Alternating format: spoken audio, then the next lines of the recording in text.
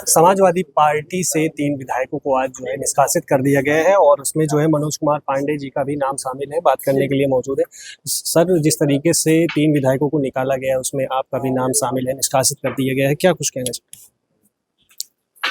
नहीं, मैं तो आश्चर्यचकित हूँ, हतप्रद भी हूँ कि मैंने तो 1 साल पहले ऑफिशियल रूप से समाजवादी पार्टी छोड़ दी और भारत के यशस्वी गृह मंत्री परम आदरणीय अमित शाह जी की गरिमामयी उपस्थिति में लाखों लोगों के सामने पार्टी छोड़कर भारतीय जनता पार्टी ऑफिशियल रूप से ज्वाइन कर लिया। तो मैं जिस दल में था ही नहीं, तो उसमें निकालने और लेने का क्या मतलब हो रहा है? तो मैं आश्चर्यचकित हूँ। हाँ, ये बात जरूर है कि कुछ जिक्र हुआ आत्मा की। मैं इतना ही कहना चाहता हूँ कि आत्मा वही जीवित होती है, वही जागृत होती है जो जिंदा होती है। मरी हुई आत्माएं तभी थोड़ी जागृत होती हैं। ये लोगों को खुद विचार करना चाहिए।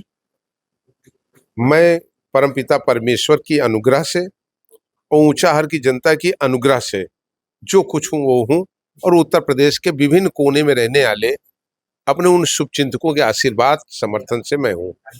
बाकी मैं किसी के अनुग्रह से न राजनीति में हूं न जीवन में हूं। क्या कारण रहा समाजवादी पार्टी का छोड़ने की? कौन सी ऐसी नाराजगी? नहीं, वो कारण तो आप लोग बहुत बार चला भी चुके हैं।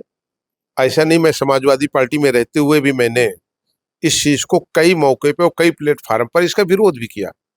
एक व्यक्ति जिसने पूरे जीवन गंदी राजनीति किया हो, जिस व्यक्ति ने हरदम जात को जात से लड़ाने का, धर्म के बारे में गाली देना, लोगों को जातियों में अशब्द बोलना, वो व्यक्ति समाजवादी पार्टी में आए और वो प्रभु राम के बारे में इतनी अमर्यादित टिप्पणी करे, उसका इनाम उसे ये मिले कि उसको दूसरे दिन राष्ट्रीय महासचिव बना दिया जाए, और जब तीसरे दिन वो रामचरितमानस को जलवाए तो उसे विधान परिषद दे दिया जाए।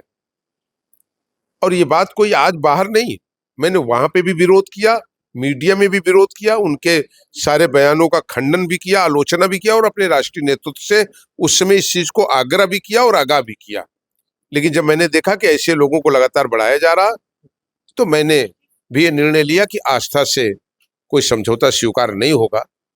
अगर कोई प्रभु राम को गाली दे, 1 करोड़ 10 लाख सनातनियों और हिंदुत्व को गाली देने का काम करे, हिंदू देवी देवताओं को गाली देने वाले को प्रश्रय दिया जाए, ये मनोज पांडे को स्वीकार नहीं था।